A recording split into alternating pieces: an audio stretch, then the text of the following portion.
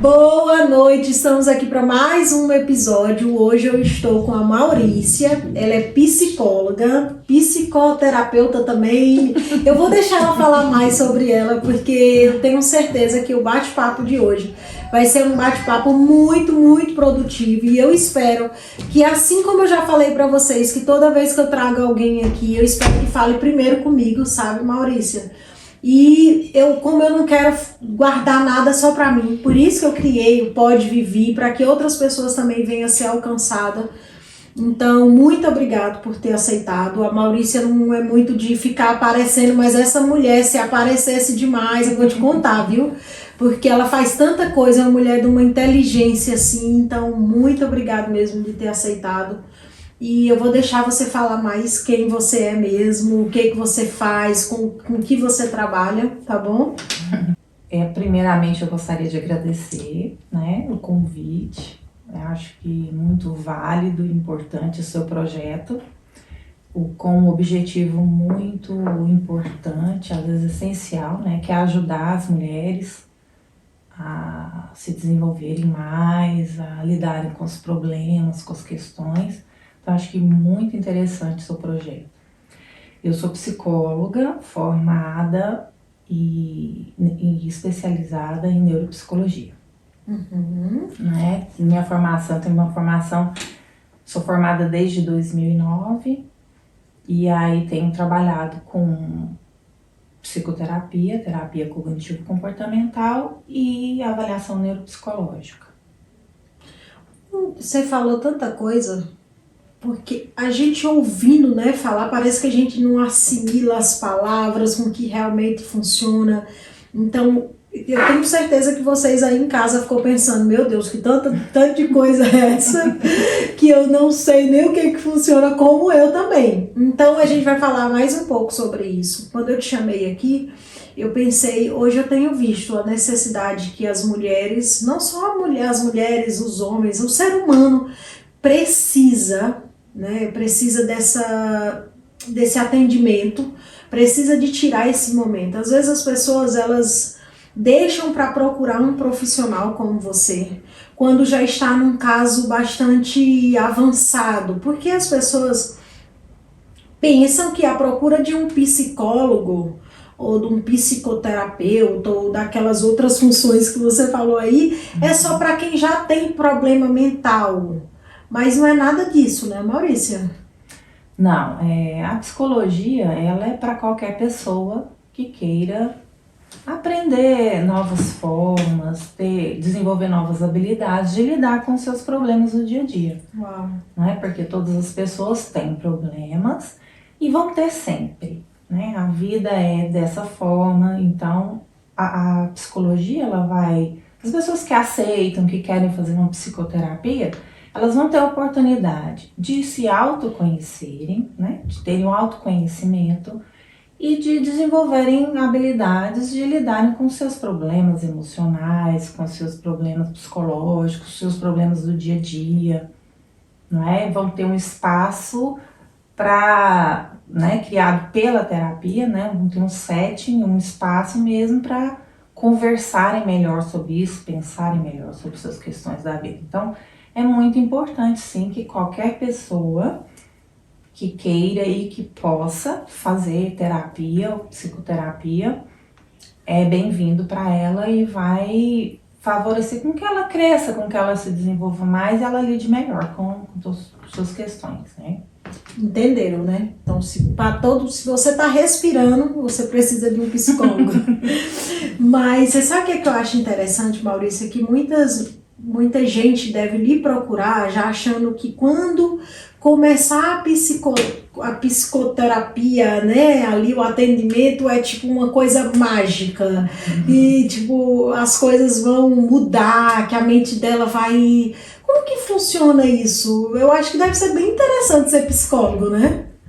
A psicoterapia, ela é um processo, né? Ela não é uma poção mágica. É um processo onde a gente desenvolve uma relação terapêutica, uma relação de confiança, onde a pessoa vai ter aquele espaço mesmo para falar de coisas coisas íntimas, coisas que são doloridas, coisas que são sofridas para ela mesma e que muitas vezes ela não consegue dialogar ou conversar, né, com os amigos, com os familiares, com o esposo, com o filho. São coisas que são às vezes dela mesma.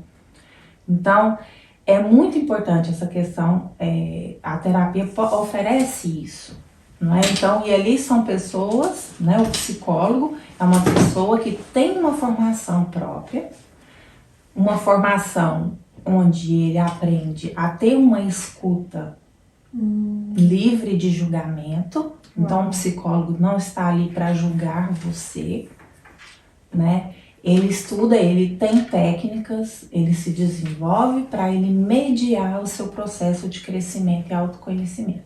Então ele vai te dar os meios, o caminho para que você consiga lidar com tudo, com todas as suas questões. Né? Então uma conversa com um psicólogo, ela é realmente um pouco diferente de uma conversa com os amigos, né? Então existe toda uma técnica e toda uma questão. Para você ser psicólogo, existe também toda uma questão ética, tá? Então a gente trabalha regido sob um conselho de ética. Então tudo que é dito e conversado num ambiente terapêutico, num setting, a psicologia dá às vezes vários nomes, que vai depender da vertente, né, do psicólogo, porque isso é diferente. Entendi. Tá? Cada psicólogo vai escolher uma vertente, uma visão de homem, uma forma de como trabalhar. Entendi. Então, às vezes, como a minha formação é cognitivo-comportamental, pode ser que eu use termos da minha vertente, tá? E é simplesmente só diferente. É psicologia, de modo geral, é psicologia como qualquer outras, mas é a forma de ver o homem e lidar com os problemas ou influenciar na mudança do outro, no crescimento do outro, que às vezes muda. É muito interessante quando fala sobre esses assuntos, né, da psicologia e tudo. Eu acredito que se as pessoas colocassem em prática, né, porque eu acredito que você deve ter clientes que elas fazem a terapia, né, o atendimento ali durante anos e anos e as coisas não vão mudando, porque elas não vêm com o coração muito aberto para que as coisas aconteçam.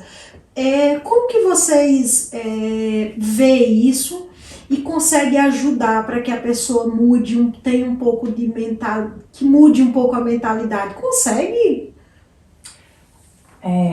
Eu queria entender melhor o que Não sei se a minha pergunta ficou clara. Na verdade, a maioria das pessoas hoje, quando ela procura um psicólogo, você vê que no comportamento dela você não vê muita mudança.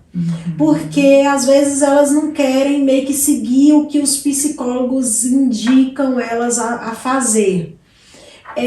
Tem meio que uma resistência, né, ao ensinamento do psicólogo. E tem muito isso ou você acha que geralmente vocês conseguem reverter esse comportamento?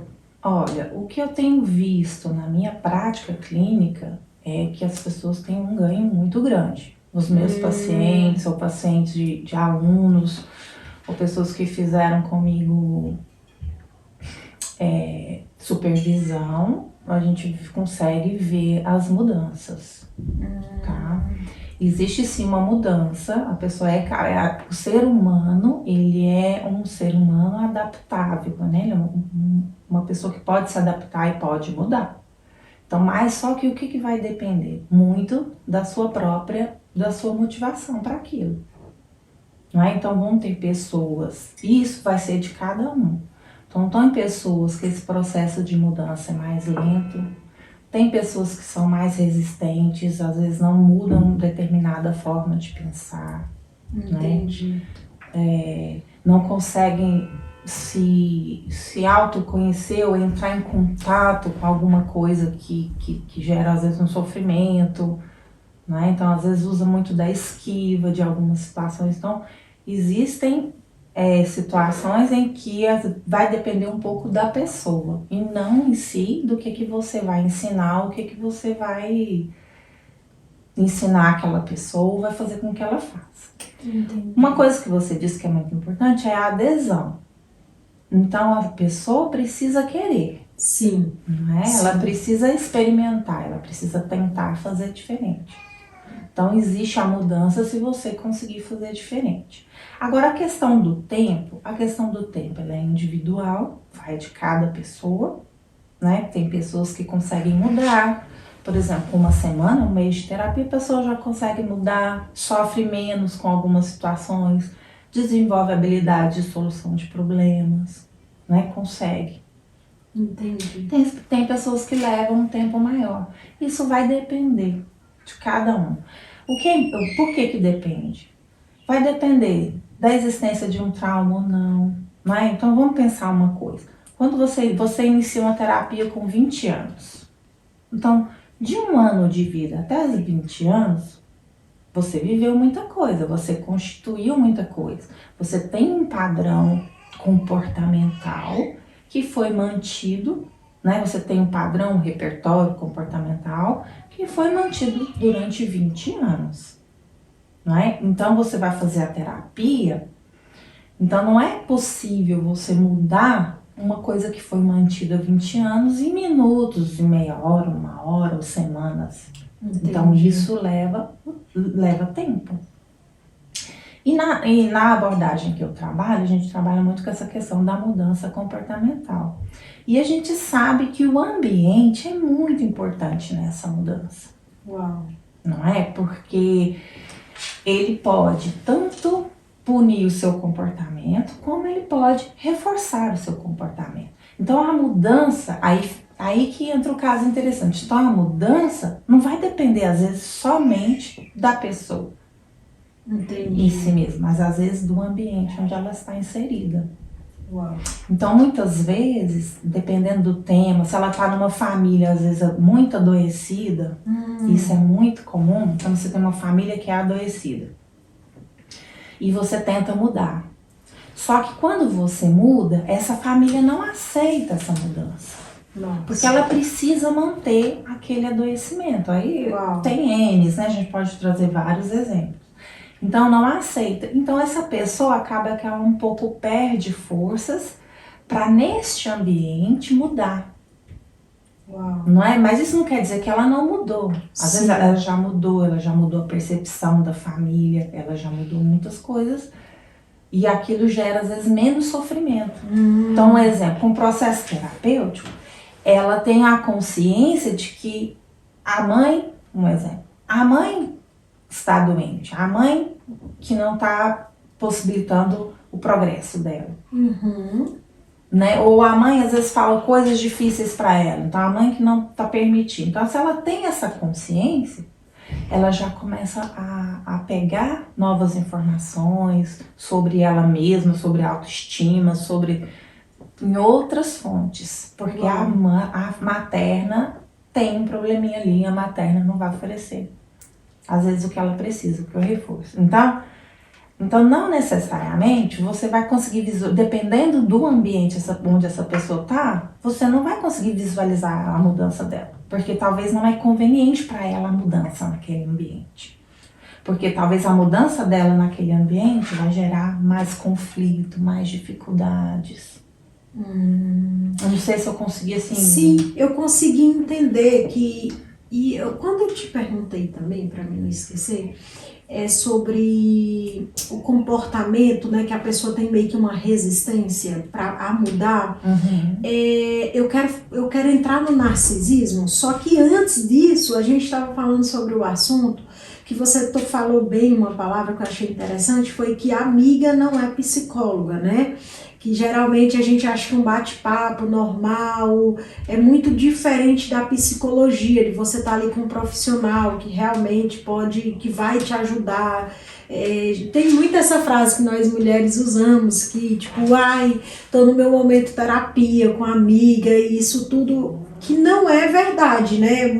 E aí tem pessoas que deixam de procurar um profissional, porque, minha amiga, conversei com ela, eu relaxo, as minhas conversas com a minha amiga é tão bom, eu conto tudo pra ela e no final acaba tendo até alguns problemas, né? Então, é muito interessante que você, mulher, eu mesma, eu sempre falei aí, até com você mesmo, minha psicóloga, porque eu sei que você é psicóloga e a gente conversa muito, mas com certeza existe uma grande diferença entre eu ter um atendimento com você e a gente ter uma conversa entre amigas. Então eu queria deixar bem claro para vocês aí em casa parar de tomar vergonha na cara e procurar uma psicóloga que realmente possa te ajudar. Mesmo que você tenha uma amiga psicóloga, sim, né, ela é sua amiga, é diferente. E a gente tem uma questão do código de ética, que a gente não atende pessoas que são próximas, que você tem um vínculo afetivo. Por quê? Porque é muito mais difícil de você trabalhar sem um envolvimento, sem um julgamento, sim, não é? Então, sim. Normalmente, não vai andar junto o processo terapêutico com a amizade. Por Uau. Essa questão, pela questão da ética e pela questão de que vocês têm um ciclo social que é idêntico, pessoas em comuns, Uau. né? Então, não vai funcionar.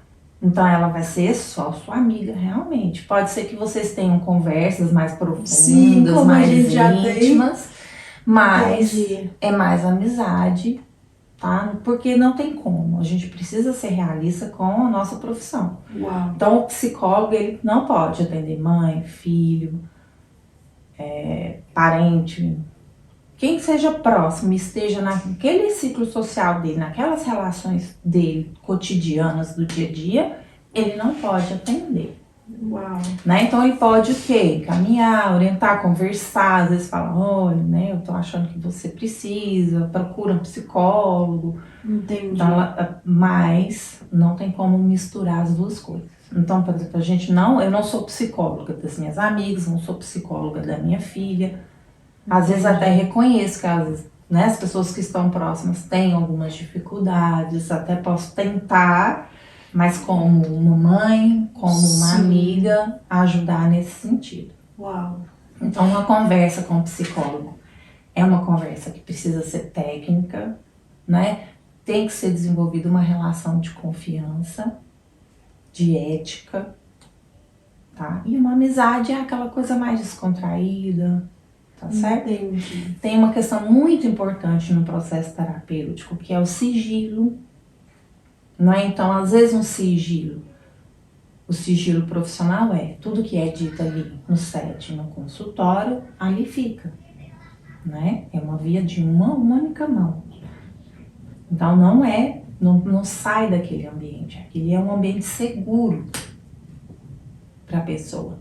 Entendi. Não é? Então, uma relação de amizade, no dia a dia, ali num restaurante ou na casa, tomando um chazinho, ali não tem como ser um ambiente seguro, né? Uau. Então tem outras pessoas que escutam, você não fala tudo, né? Eu acho que um outro bloqueio, né? Às vezes do psicólogo atender um amigo, é que ele não vai só a parte que ela quer. Porque ela não vai conseguir ter a liberdade de falar as coisas que são importantes para ela e para a mudança dela. Então foi muito bom você completar isso, porque para que as pessoas entendam de uma vez por toda que a sua amiga não é sua psicóloga. Até porque existe éticas, você não vai se abrir, são várias coisas. Então você que está em casa hoje assistindo, procure um psicólogo que realmente possa te ajudar. Eu tenho conversado com muitas mulheres e eu tenho visto a necessidade. E eu mesma preciso, a minha filha faz. E já a Lulu vai fazer também. Aqui em casa o Luca ainda não vai fazer porque não entende. Mas na hora que ele estiver entendendo, eu já entendi que profissionais foram feitos para serem usados, né? Então, e basta. Mas outra coisa que eu queria te perguntar, já para mim, que era encaixando naquele outro assunto, era que eu falei que tem pessoas que elas não querem ser ajudadas. Eu tenho uma pergunta muito importante para você. O narcisista. Quando você pega um narcisista, vocês conseguem mudar o narcisismo dele? Tem cura o narcisismo? Não tem? É uma pergunta que eu queria muito te perguntar. E eu tenho certeza que você está em casa. Com certeza também tem essa curiosidade. O narcisismo, ele é um tema muito atual, né? Sim. Principalmente nas redes sociais, a gente escuta muitas pessoas falando, dando seus depoimentos, a sua experiência. Então, é um assunto até assim que está bem atual. Atual. Mas Porque nunca gente... se falou, desculpa, Maurício, mas eu acredito de uns 2 anos pra cá começaram a se usar mais esse nome. E antigamente tinha um outro nome? O que que era? Ou nós que não tava vivendo em outro mundo? Não. O que acontece? Com o conhecimento, né, com as informações, as pessoas, às vezes, elas, hoje, né, principalmente com a tecnologia, você tem muito acesso a várias informações. Sim. Mas isso já é discutido no meio médico e psicológico há muitos anos. Né? Inclusive, a gente tem o DSM-5, que são de todos os transtornos mentais. Temos a CID-11 também, que falam de todas as doenças. Então, são catálogos internacionais de doenças. Então, o transtorno de personalidade narcisista já tem muitos anos que está no DSM. Entendi. Tá certo? Então, é uma coisa que não é recente. Não é atual. Não é atual. Eu falo que o tema está vindo de forma, né, presente nos momentos, porque as pessoas agora estão conseguindo identificar. Por essa gama de informações a respeito, as pessoas estão conseguindo identificar. Só que a gente precisa tomar um certo cuidado com isso. O nosso papel de pessoas comuns não é diagnosticar. Entendi. Não é. Uau. Existem as pessoas próprias para fazer esse diagnóstico. O diagnóstico em si é feito pelo médico. Né? Nem às vezes o psicólogo, ele já vai entrar um pouquinho na medicina quando ele quer fechar um diagnóstico. Ele põe lá um código, um CID, por exemplo, para a doença do paciente. Esse não é o papel do psicólogo. Isso é do médico. Sério? Sério. Só que o psicólogo... o narcisismo é uma doença? É uma doença. Sério? Então, vamos pensar. Meu Deus. Vamos pensar. Então, vamos lá. Vou tentar te explicar só para você entender. Existem traços narcisistas. Qualquer pessoa tem traços narcisistas. Sério? Né? Por exemplo, qualquer pessoa pode ter traços obsessivo-compulsivo, traços depressivos. Traços quer dizer características. A pessoa, às vezes, ela é mais assim, egoísta do que uma outra, ou ela se sente grandiosa, detrimento de... Mas são coisas assim, são traços. Não é um transtorno. Então, isso é muito importante, isso precisa ser diferenciado. Então, nem todo mundo que tem traço tem o transtorno. Uau! Tá certo? Então, agora a gente pode focar no quê? No transtorno de personalidade narcisista. Então, quando a gente fala de transtorno, é uma doença. Só que os transtornos mentais, eles não têm cura. Sério? Não existe uma cura, existe tratamento. Onde eles vão... Mas eu não entendi. Se não tem cura e tem um tratamento, onde eles ficam melhor, como eles que é? conseguem lidar melhor com suas questões. E cada transtorno tem suas questões individuais específicas. Então, por isso que existe o DSM, onde ele vai catalogar de cada transtorno todas as características. Como que eles identificam? O paciente fala ou quando vocês... Através da fala do paciente, pode ser através da fala do paciente, através de testes, através de questionários. A gente tem N instrumentos para tirar essas informações que são importantes. Agora, quando você fecha um diagnóstico, você precisa enquadrar o comportamento, o funcionamento daquela pessoa num grupo específico de características, de sintomas. Então não é assim uma coisa que não pode ficar no popular.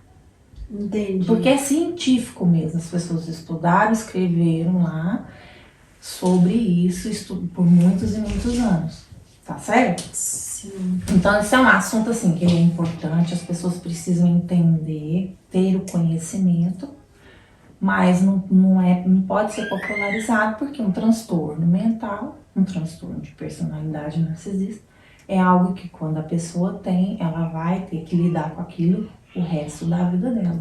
Meu Deus. Agora, ela pode lidar sem tratamento nenhum, que ela vai continuar tendo, mas ela vai ter repercussões na vida dela, prejuízos funcionais, conflitos demais familiares, a vida, né, não desenvolve, as coisas não vão acontecendo porque ela fica naquele adoecimento. Quando ela pode fazer um tratamento, que seja psicológico ou medicamentoso, independente, ela pode conseguir ter uma medicamentos para o comportamento. Dependendo dos sintomas que o paciente apresentar, sim. Pode acontecer comorbidades, tudo bem? Então, isso vai depender de cada caso. Nenhum transtorno de personalidade narcisista é idêntico. Cada pessoa vai desenvolver ou vai apresentar aquele transtorno de uma forma. Por quê? Porque tem a ver com desde quando ela nasce até a atualidade dela. Então, cada pessoa vai se desenvolver de uma forma diferente. A gente sabe que existem algumas causas, por exemplo, a pessoa que pode ter um transtorno de personalidade narcisista, ela pode ter o fator genético é importante, né? Se tem familiares, parentes com o mesmo diagnóstico, é importante. Mas fatores também ambientais e experienciais. E isso, os ambientais e experienciais, vai depender de cada um. Então, em qualquer ambiente, a gente pode ter pessoas com transtorno de personalidade narcisista. Pode ser numa igreja, pessoa que cresceu ali numa igreja, nasceu sempre, né? Pode ser. Então, independe. O transtorno tem a ver com o orgânico. A pessoa não é porque ela quer ser.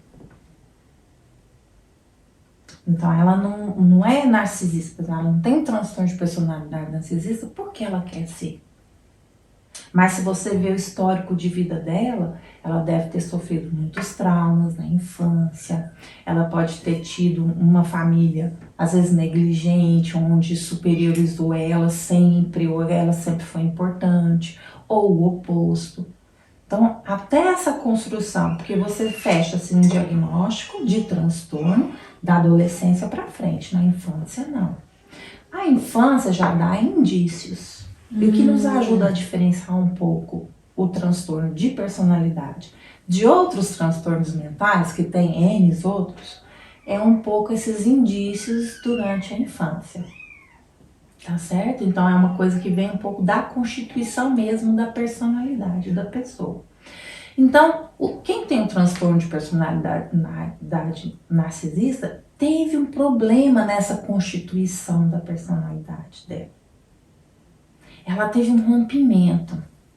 E aí isso tem a ver, né, com a família, com o ambiente, quando ela cresceu, porque a nossa personalidade, ela é parte genética, eu carrego, eu venho, né?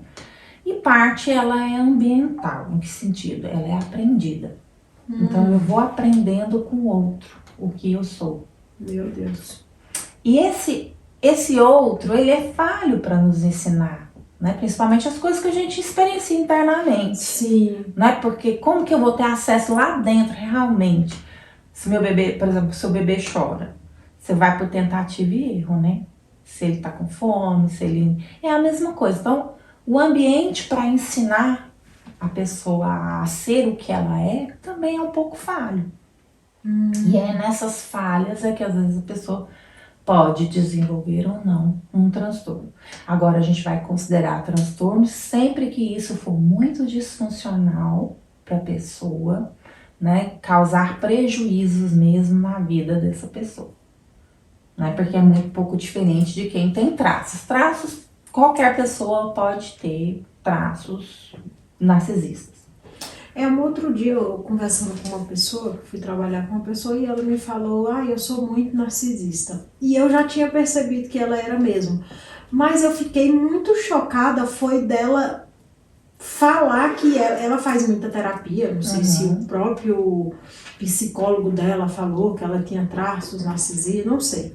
Só que eu choquei dela assumir pra mim que ela era, porque a maioria dos narcisistas, eles não têm noção disso É. e não aceita, né? É um dos traços deles. Então eu achei muito estranho ela falar pra mim que ela era, que é uma coisa não é normal, né, É. Maurício? Provavelmente ela tem um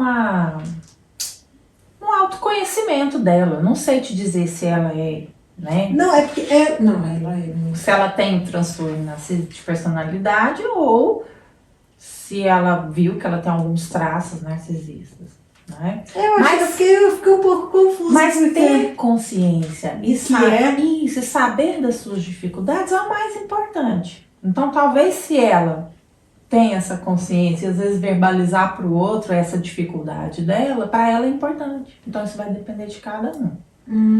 Agora, o que acontece muito nesse processo, né? São pessoas que convivem com pessoas que têm transtorno de personalidade narcisista. Essas pessoas é que tendem a adoecer mais. Geralmente o narcisista ele vive de boa, como se eu não estivesse fazendo nada, nunca fiz nada, tipo assim. E como que você, quando tá próximo de uma pessoa dessa, como que a outra pessoa deve lidar, Maurícia? Olha, a gente precisa entender algumas coisas. O narcisista, ele não experiencia culpa, ele não tem não se sente responsável. Então, as coisas que acontecem com ele, a culpa é do outro, Sim. o outro é responsável. Então, ele acaba que a pessoa que está próxima dele é a pessoa que vai receber essa culpa. Entendi. Então, muitas vezes as pessoas que relacionam com narcisista podem desenvolver algum transtorno, ficam muito abaladas com essa situação, se sente às vezes anulada diante da vida, porque ele é um processo que é muito provocado pelo narcisista.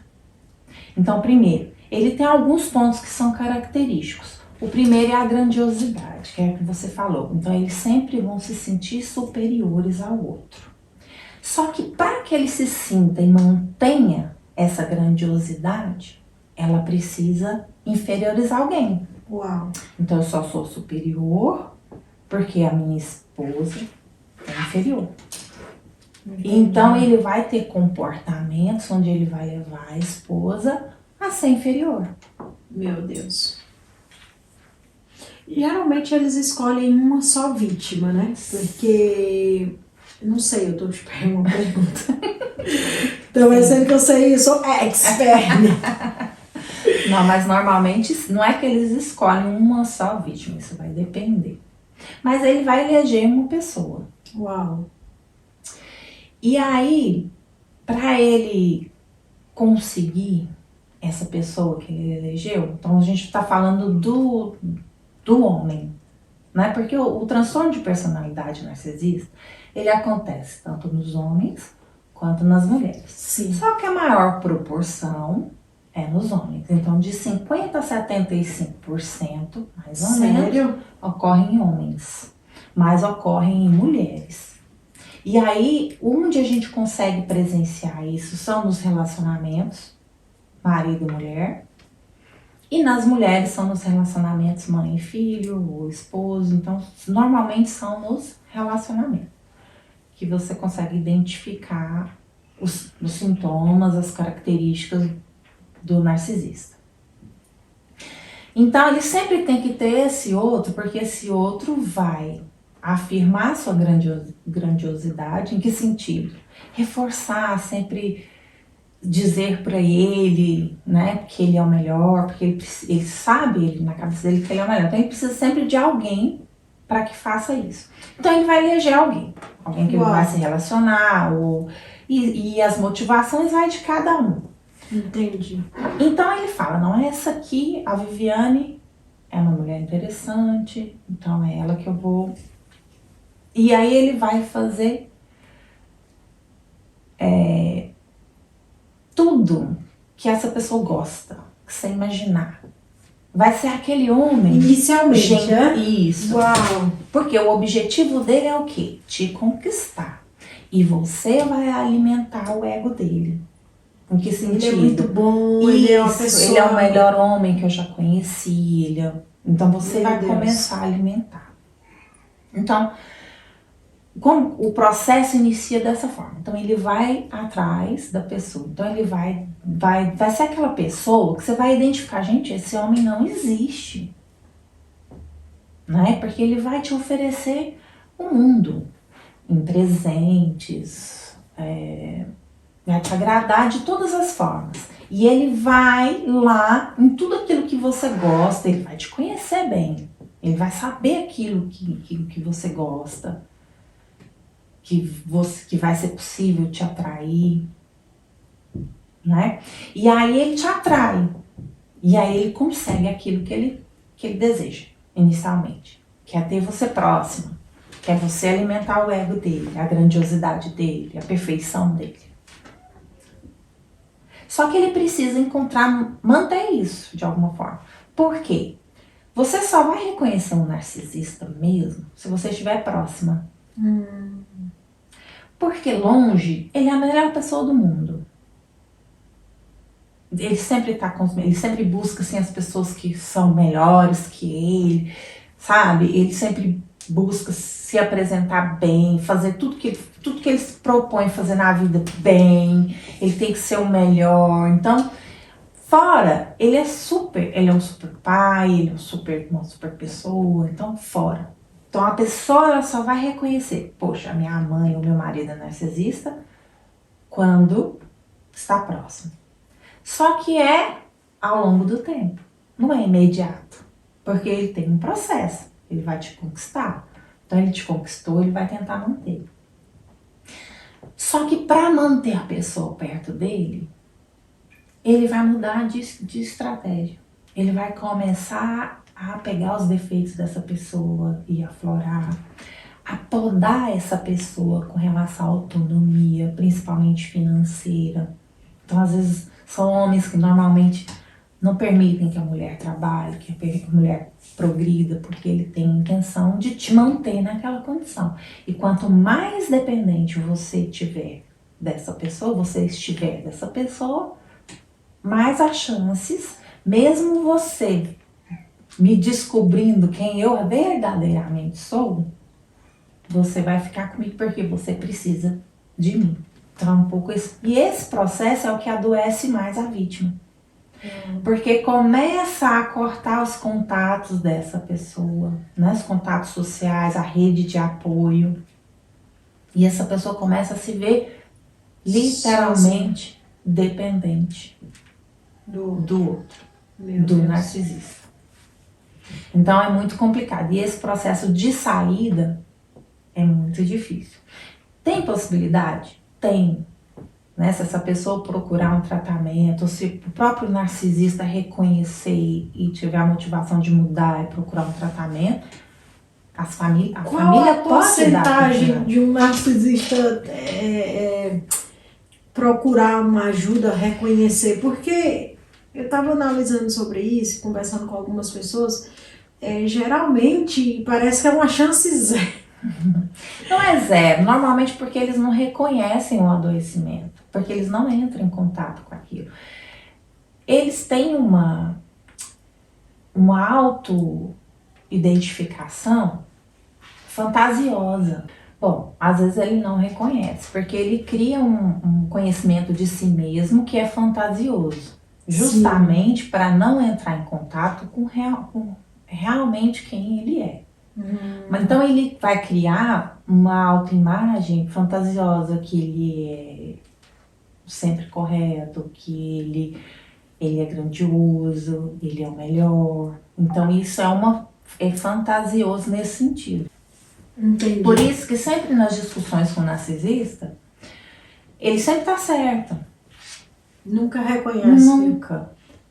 E quando ele reconhece a culpa, ele se vitimiza. Mas pode Porque ser. eu cheguei a esse estado por sua Sim. Não, e sabe uma coisa que eu achei interessante agora que me veio à memória?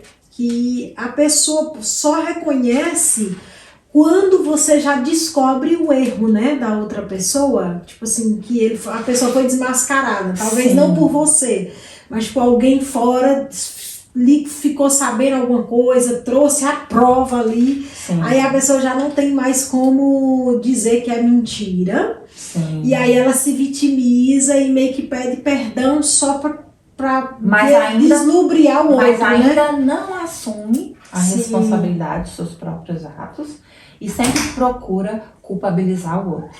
Entendi. Em todas as áreas da vida, no trabalho, nos relacionamentos. Entendi. Então o outro sempre é o causador daquele problema. Então ele não é capaz de reconhecer Entendi. que ele errou. Entendi. Ou que foi uma falha dele. Não. Sempre ele vai encontrar razões fora de si.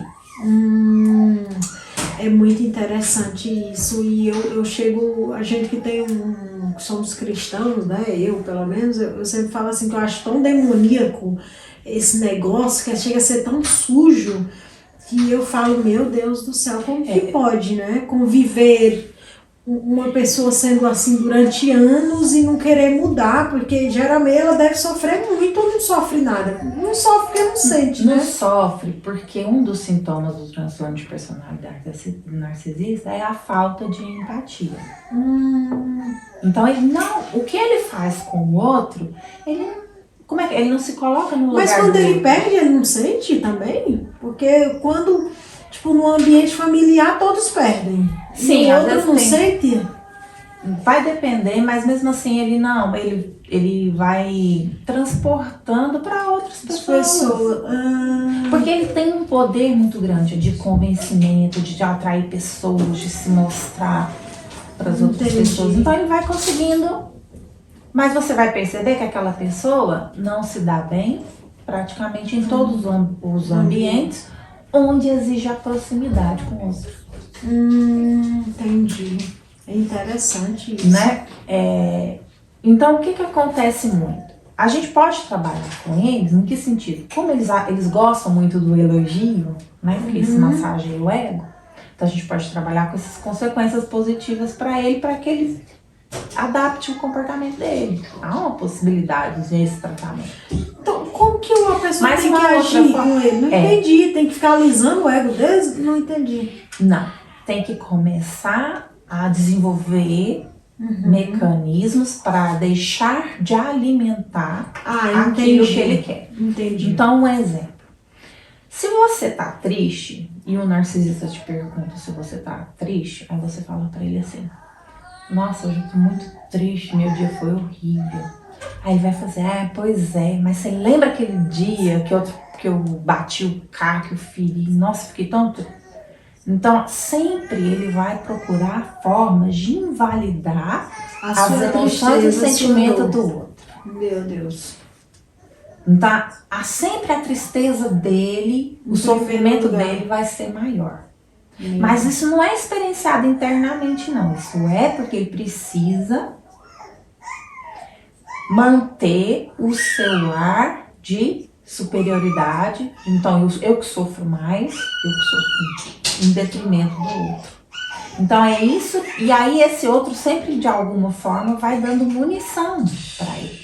Entendi. Então muitas vezes alguns teóricos falam, né? Então quando falar de tristeza, você fala que está ok. Sim. Não dá argumento. Entendi. Porque aí o que acontece muito no conflito? Você vai falar que você está triste, ele vai falar que está mais triste que você. Sim. E aí você quer validar a sua tristeza, você vai insistir, aí o conflito não vai sair daquilo. Porque pro narcisista ele sempre vai ser o superior. Entendi. Uma forma que muitas mulheres encontraram, e a gente vai encontrar na internet depoimentos de solução, e às vezes até uma técnica de solução, é o absoluto afastamento. Então, dependendo do caso e do tipo de narcisista, que existem vários tipos de narcisista.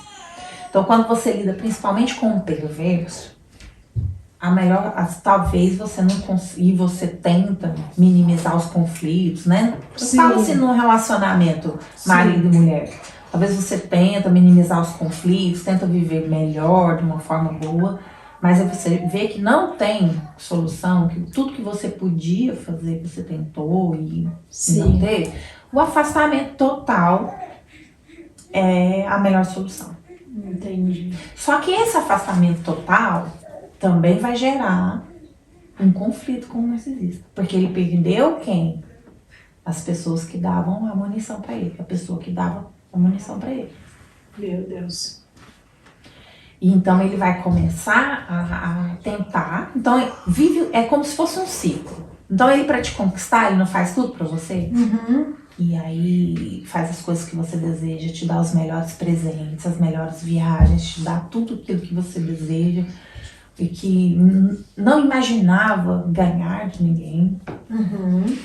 E aí passa pelo processo de que ele começa a te podar para que você crie independência, e viu que você afastou, ele pode tentar novamente. Uhum. Então ele vai tentar te conquistar novamente. Então ele volta pro estágio inicial. Ele tenta te conquistar. E que eu vou mudar, que as coisas vão ser diferentes. E essa outra pessoa muitas vezes até aceita essa situação, volta, porque acredita, né? Porque eles demonstram, querendo ou não, eles têm alguns comportamentos que demonstram o amor, né? Que amam. Só que são pessoas que dizem que amam, mas usam muito da mentira, traem muito, né? Então isso vai gerando conflito nessa outra pessoa, que ela não sabe, né? Mas será? Eu acho que ele pode mudar, né? Eu vou tentar mais um pouquinho. Mas aí, quando volta aquele estágio de que ele começa, né? E tem narcisistas que podem até ser abusivos, podem ser agressivos, tá bom? Então, o que ele precisar para te atingir, ele vai usar. Meu Deus. E te atingir é o que vai gerar munição para ele, é o que vai massagear o ego dele, o que vai deixar ele continuar se sentindo grandioso. Ele vai fazer, principalmente porque ele não tem empatia. Meu Deus. Ele não vai reconhecer que aquilo que ele está fazendo com você dói muito em você, porque ele não tem empatia, ele não sabe. E isso muito é provocado pela questão do transtorno.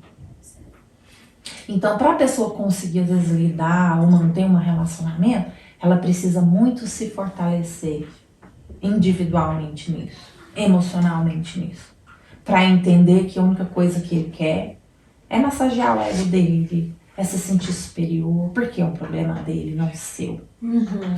Porque muitas vezes nessas relações que adoecem, a pessoa às vezes se sente culpada. Porque o narcisista consegue, né, com as artimanhas dele, com a forma de falar, consegue fazer com que você se sinta culpada. Eles conseguem pegar uma realidade, tal qual ela aconteceu, e distorcer ela. Distorcer de uma forma que o favoreça, e não o outro. E acaba que você ainda sai. Então vamos supor que você se separe de um narcisista. Ele pode encontrar, distorcer a realidade das coisas que você fala e começar a falar para as outras pessoas. O contrário. Né? Isso. Por exemplo, a responsabilidade do nosso rompimento é da pessoa. É seu. Não é meu. Eu fui um marido perfeito, eu fui um homem perfeito. Esses dias mesmo eu conversei com um rapaz e ele estava me contando que a esposa dele era narcisista. Ele foi contando tudo, inclusive ele ficou depressivo, ele disse que a barba dele ficava desse tamanho. E ela dizia, eu acho você lindo com essa barba. E aí ela foi deixando ele ficando tão feio, e aí depois ela foi, tipo assim, você não é merecedor de ter uma mulher bonita como eu, você é isso, você é aquilo. Aí ele explodia, ela dizia, você é um louco, aí ele ia pro quarto, se sentia um louco, ele já tava se sentindo narcisista.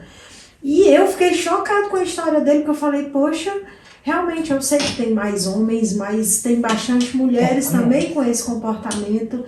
E ele tentou se matar várias vezes, porque ele agia com um comportamento explosivo, porque o narcisista ele só para quando o outro explode. Aí quando o outro explode, ele fica, como você é louco, como você é louca.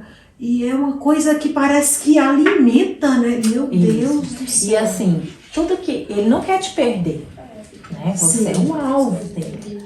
Então tudo que ele vê que aquilo pode fazer com que que você se afaste totalmente dele. Sim, Ele vai... começa a mudar. A mudança dele é condicional, entende? Entendi. É de acordo com o que ele deseja. É a mesma coisa o amor. Se ele quiser que você fique... Tem muita gente que pergunta, o narcisista ama? Ama, mas só que ele ama condicionalmente. Não incondicional. Meu Deus. Se ele tiver um objetivo, algo para atingir, ele vai amar. Se não, não. Entende? Mas isso é porque ele quer? Não. É porque se constituiu uma estrutura de personalidade adoecida. É isso que vocês precisam entender nesse sentido. Meu Deus. Então, às vezes a gente julga o outro, né, quem tem um transtorno narcisista, mas isso foi desenvolvido, essa estrutura de personalidade foi desenvolvida. Não é porque ele quis ser assim. Mas o narcisista também pode dizer, não, eu não quero mais viver assim e mudar toda essa história, Pode, né? depende dele. Então, o que acontece muito são mulheres que casam, já identificam, né? Porque eu acho que esse bate-papo ele é muito importante nesse sentido, que a pessoa precisa ter o conhecimento para ela conseguir identificar Sim. quando é dela, quando é do outro. Entendi. Né? Então, quando ela sabe que o problema é o outro, ela consegue separar melhor e consegue lidar melhor. Entendi. Não é? Então, é muito importante ter o conhecimento sobre essas coisas, entender que ele não vai mudar, porque muitas vezes a gente entra num relacionamento com o objetivo de mudar o outro né? Incansavelmente, sim. eu preciso mudar o outro. E isso não é uma realidade, dependendo desse outro. Entendi. Então, se esse outro tiver um transtorno de personalidade narcisista, não vai mudar nunca. Você precisa mudar. Sim. Em quê? A forma de lidar. Então, você trouxe um exemplo do seu amigo. Ele precisava mudar a forma de lidar. Sim. Ele não tinha que aceitar. Por isso que a psicoterapia ela é muito importante, porque ela principalmente para a vítima. Sim. Porque a vítima se a vítima se conhece, ela vai aceitar o que o narcisista disse para ela? Não. Por exemplo, se eu me conheço, eu me olho, eu sei minha autoimagem, o que eu acho que fica bonito em mim, se eu tenho essa segurança, então eu olho, não, eu fico mais bonito sem barba. Eu vou aceitar que a minha esposa que o outro diga para mim?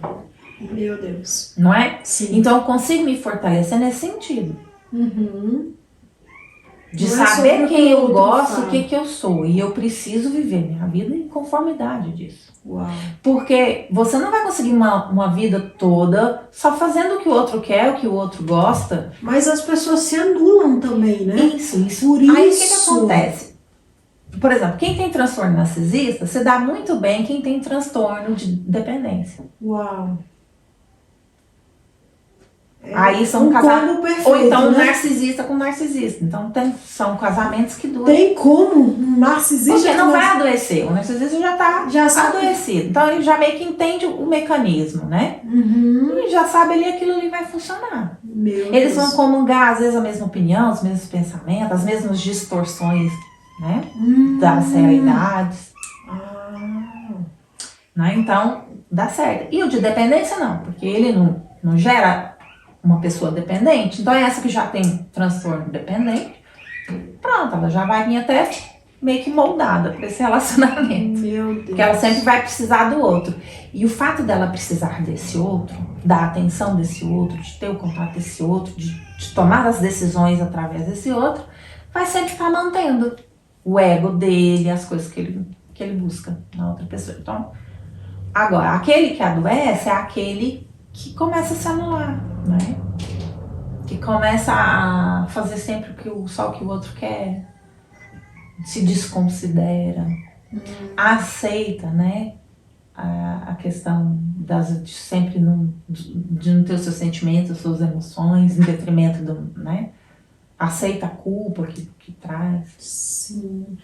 É por isso que é muito importante, né, as pessoas procurarem um psicólogo, não só quando já está com o problema. Sim, às vezes para a vida toda, né? Isso. A vida toda. Você tem ali um acompanhamento com um psicólogo, que aí você é solteira hoje, já tem um acompanhamento. quando você conhecer alguém, você já vai estar você já vai estar preparado, o seu psicológico, para lidar com essas pessoas, e você vai saber reconhecer já no início.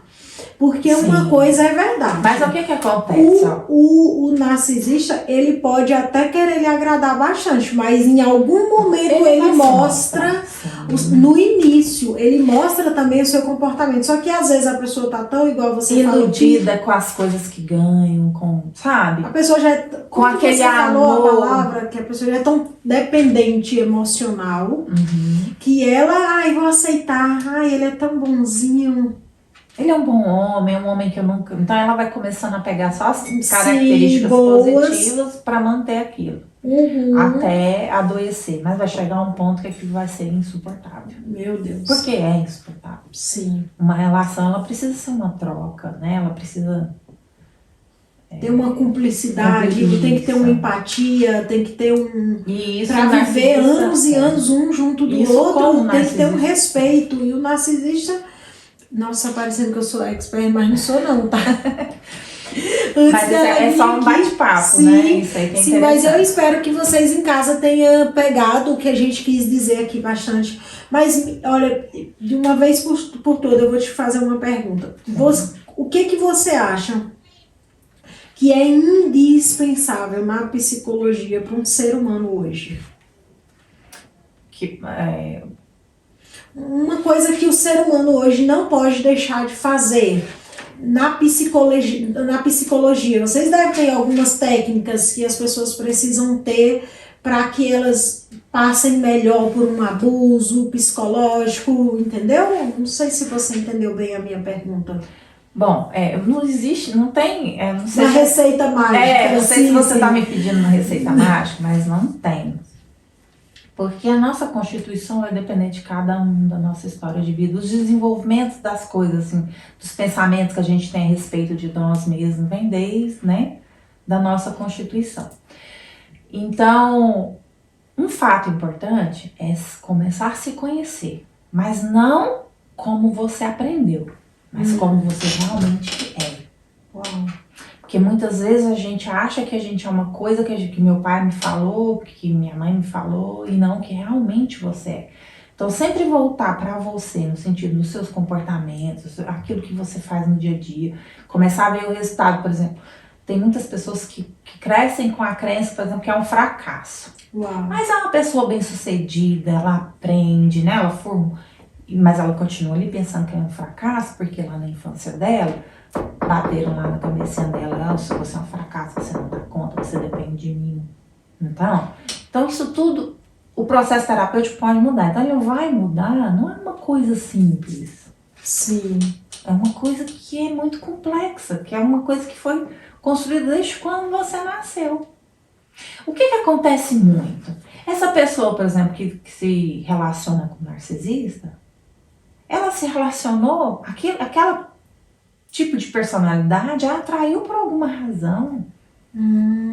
De repente, quando você vai fazer o processo terapêutico dessa pessoa, você vai entender que lá na família dela, a mãe dela era narcisista, ou o pai dela era narcisista. Ela conviveu com aquilo, sabe? Você sempre vai encontrar explicações. Por que eu sempre... Porque muitas vezes a pessoa às vezes sai de um transtorno, de um narcisista, e acha outro. E sai e entra no outro. Meu Deus. Então, por isso que eu digo, é importante que faça o processo terapêutico para entender todo esse processo. Agora, as pessoas não se preocupam com isso. Às vezes não tem tempo para isso. Então, elas vão levando a vida, vão seguindo a vida. Então, elas têm um problema no casamento aqui, separam, vai no outro casamento. Por quê? Porque muitas vezes ela está buscando, isso não é de forma consciente. A gente não busca de forma consciente o sofrimento. Sim. Tá certo? Mas ela vai buscando a repetição, aquela mesma coisa, sabe? Então o processo terapêutico é importantíssimo para qualquer pessoa nesse sentido. Para que eu consiga ter consciência das minhas escolhas. E por que eu me direciono para aquilo? Para que eu possa fazer escolhas diferentes. Uau. Então às vezes eu saí de um narcisista, ótimo, resolvi meu problema ali. Ele vai seguir a vida dele, eu vou seguir a minha e eu vou ficar feliz, me sentir realizado, vou fazer minhas coisas, porque não vai ter ninguém ali me tolhindo. Mas você às vezes não vai ficar sozinha pro resto da vida. Você vai se relacionar com outras pessoas. Então, quando você não cura isso nesse sentido, a sua tendência de buscar esses relacionamentos repetidos, né, idênticos, é grande. Meu Deus.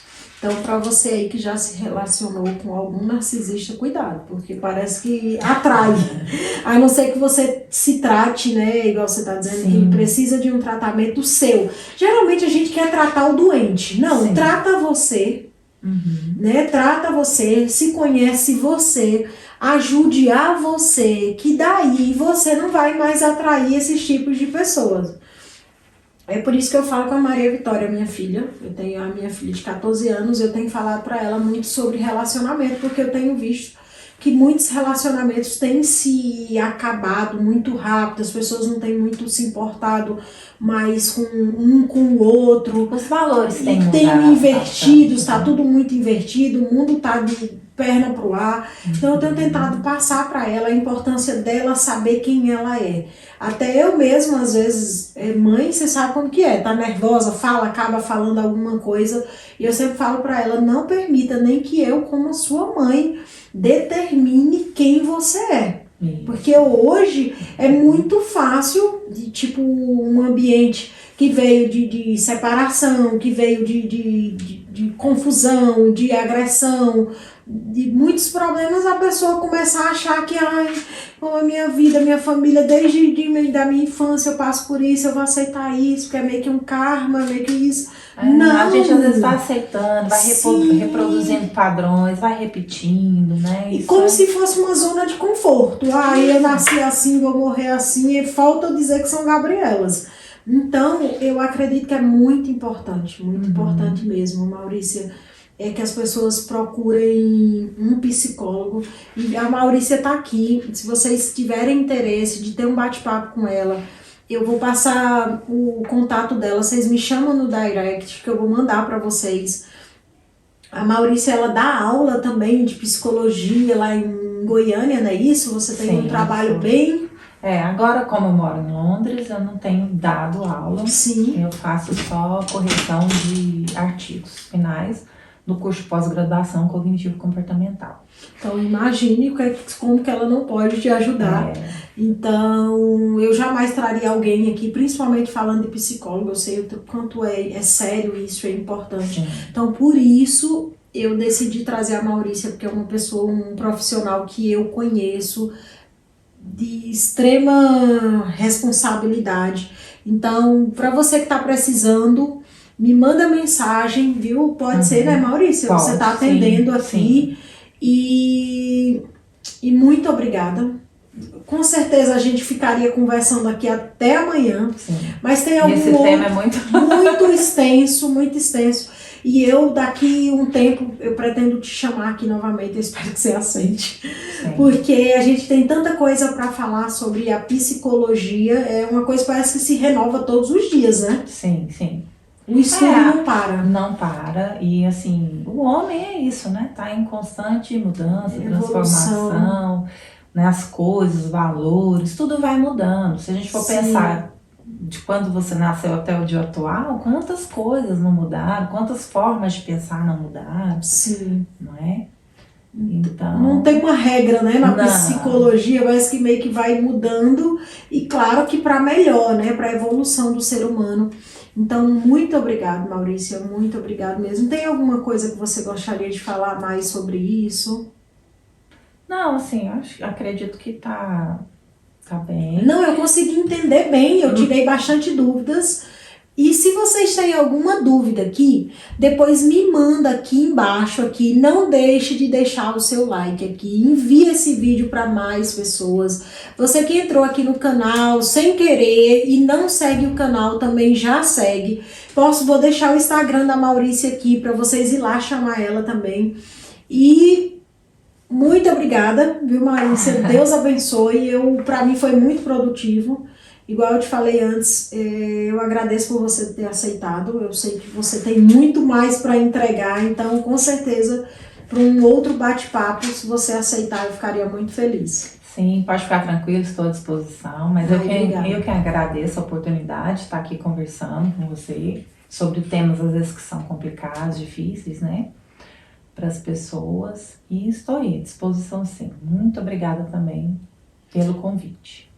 Então, deixe seu like aí e até o próximo episódio. Até Tchau!